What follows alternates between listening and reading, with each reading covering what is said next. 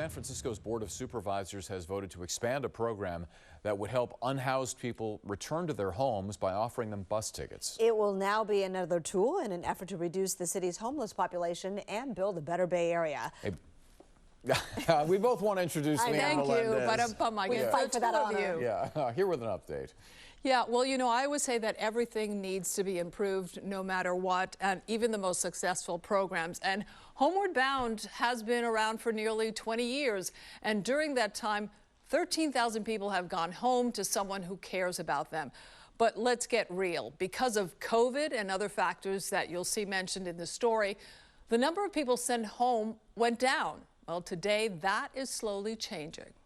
The concept of putting people on a bus to reunite with friends and family is not new. For less than a few $100s, we give them a ticket.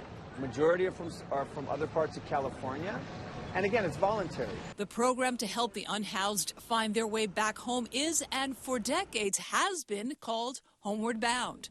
And ABC 7 News has been reporting on it since the early 2000s. San Francisco's Department of Human Services has a program to encourage out-of-state transients to take a free trip home. But not many people want to go. San Francisco supervisor and mayoral candidate Asha Safai proposed revising and rebranding the program after it moved from one city department to another, and its numbers went down. So you said there hasn't been anybody to mind the program. Absolutely. I mean, last year in HSA, only 12 people took advantage of Homeward Bound.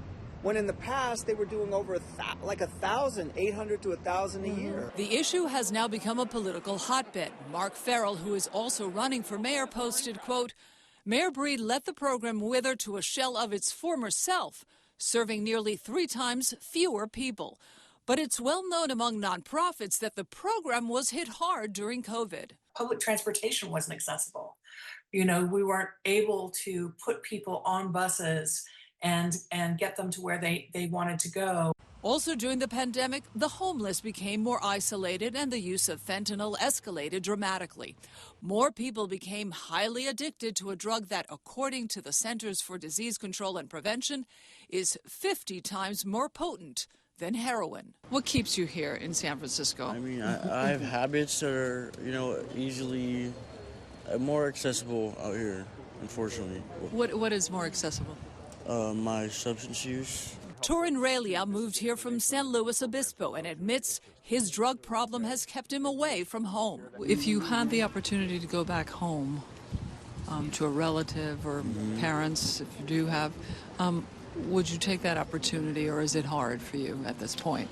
It's hard for me, but I mean, it's hard not being with my family, but I definitely would take that opportunity up once I bettered myself and was clean and, They are not in a position to, give up fentanyl and go home, right? I mean, am I correct that the dynamics on the streets have changed? That's definitely one piece of it, but one of the things that we do with this legislation is we expand it to shelters and we expand it to permanent supportive housing. Safai believes the number of unhoused voluntarily leaving on buses will increase because there will now be more oversight. The program will be offered at shelters and supportive housing. Both the unhoused and even those at risk of becoming homeless are eligible.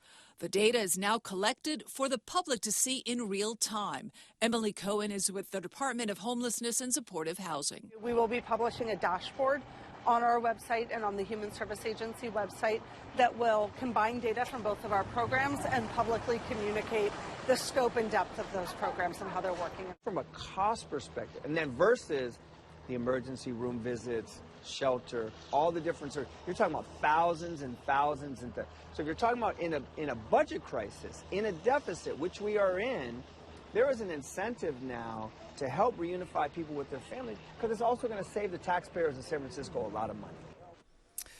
So when the city puts someone on a bus, they pay for their fare, food, and sometimes a motel room. That ends up costing between $200 and $300 each person. So if the program has sent around 13,000 people home, the city has spent between $2.6 million and $3.9 million over 19 years. This is why they are really pushing this program, because the city, as you know, spends a lot a lot of money on services. Yeah, tens of millions. Yeah. Without a lot of results. Right, Yeah. correct. All right. Thank you, Leanne.